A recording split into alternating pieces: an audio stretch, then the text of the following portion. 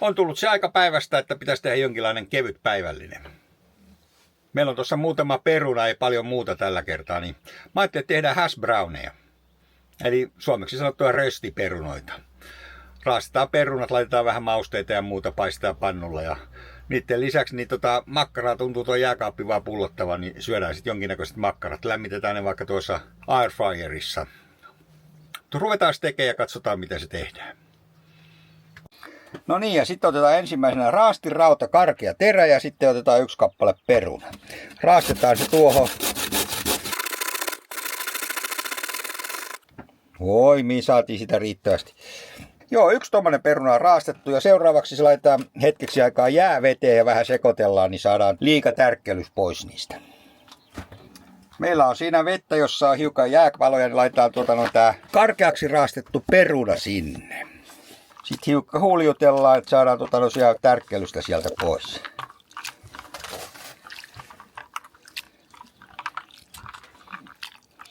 Ja seuraavaksi laitetaan sitten nämä perunat tuohon pyyheliinan sisään ja puristetaan kuivaksi.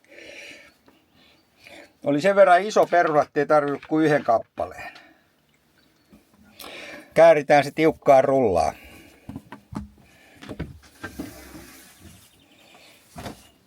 Noin, ja puristetaan mahdollisimman kuivaksi. Eli kaikki vesi, mikä sieltä lähtee. Niin. Ja sitten puristettu, raastettu peruna, niin laitetaan tuohon punaiseen kippoon, joka on tyhjätty ja kuivattu. Ruvetaan maustamaan sitä. Aloitetaan laittamalla sinne 1 kappale kananmunaa. Tuossa.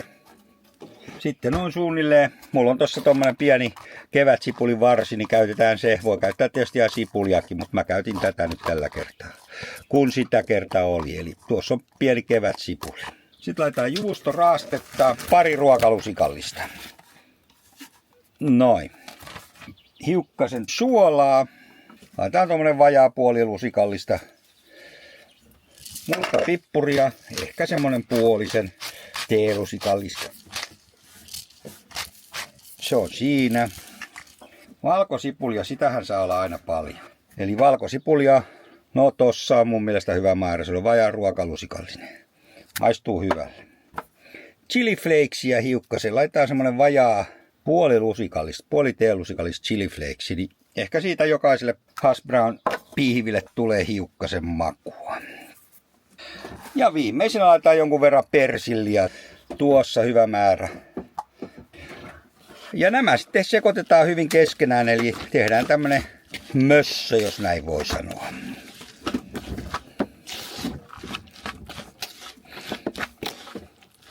Muuta nestettä tähän ei tule kuin tuo kananmuna, joka sitten hiukkasen sitoo näitä. Ja laitetaan tuossa vielä viimeisenä siihen vähäsen jauhoja.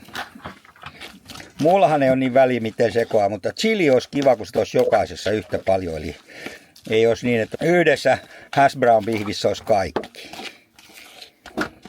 Noin. Se on siinä nyt sekoitettu ja sitten laitetaan muutama lusikallinen tässä tapauksessa, eli tämmöisiä gluteenittomia jauhoja. Mä luulen, että tuossa olisi 1, tuossa olisi 2. Mä luulen, että tuo on hyvä määrä. Katsotaan tarvitaanko lisää.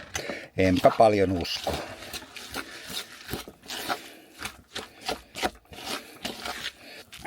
Siinä meillä on röstiperunoita eli hash brown. Tämä on yksi tapa valmistaa niitä. Niitä on varmaan tuhansia erilaisia, mutta minä teen nyt tällä kertaa näin. Seuraavaksi paistetaan ne. Laitetaan kaasu päälle ja aletaan lämmittää meidän ohukaispanna. Jotenkin mulla on semmonen tutina, että kohta menee viimeiset kaasut tuolta pullosta. Tuo Mopeka on ilmoittanut jo hetki sitten. Mullahan on nyt se uusi Mopeka-anturi, niin se on ilmoittanut jo jonkun aikaa, että nestepinta on loppu. Nestekaasu loppu. Eihän se nyt vielä lopu, mutta on se kaasuntunut nestekaasu vielä, mutta kyllä se alkaa olla kohta valmista. Katsotaan saadaanko tämä tehtyä. Odotellaan hetki, että tuo öljy tuossa lämpenee.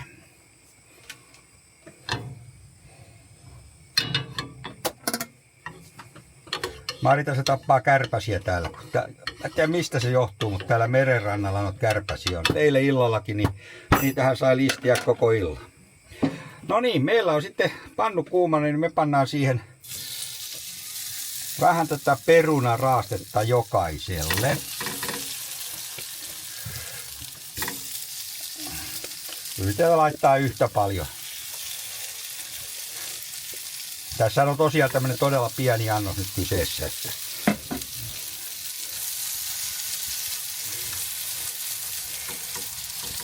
Laitetaan kaasua vähän hiljaisemmalle, että ei pala vaan kypsyy.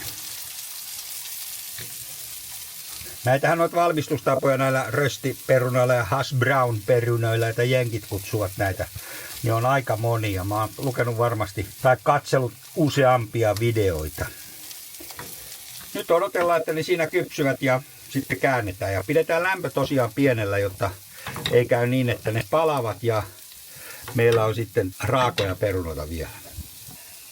Siinä ne nyt on jonkun aikaa jo paistuneet ja luulen, että ne on valmiita käännettäviksi. Joo, ainakin tämä näyttää ihan hyvältä.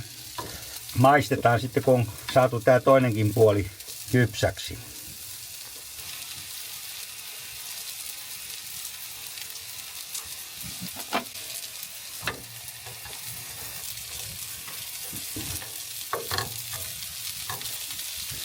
Käänsin ne tuossa noin, että saavat pikkasen enempi sitä väriä tuo toinenkin puoli, mutta luulen aika pitkälti, että tämä alkaa olla valmista.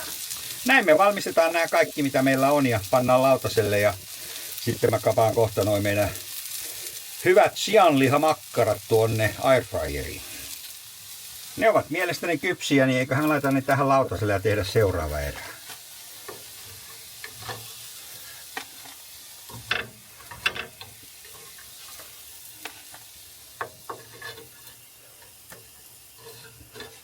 Noin tuohon. Mennä pakoon. Ja sitten uutta suolaa. Vielä saatiin 3 kappaletta tuosta yhdestä perunasta. Eli kaikkiaan tuli 7 tuommoista pikkuräiskäleen kotkosta röstiperunaa. Maistettiin tuossa äsköstä, niin totesin, että erittäin hyviä, erittäin kypsiä. Suola olisi saanut olla hiukan lisää, mutta sitä saa onneksi pöydässä.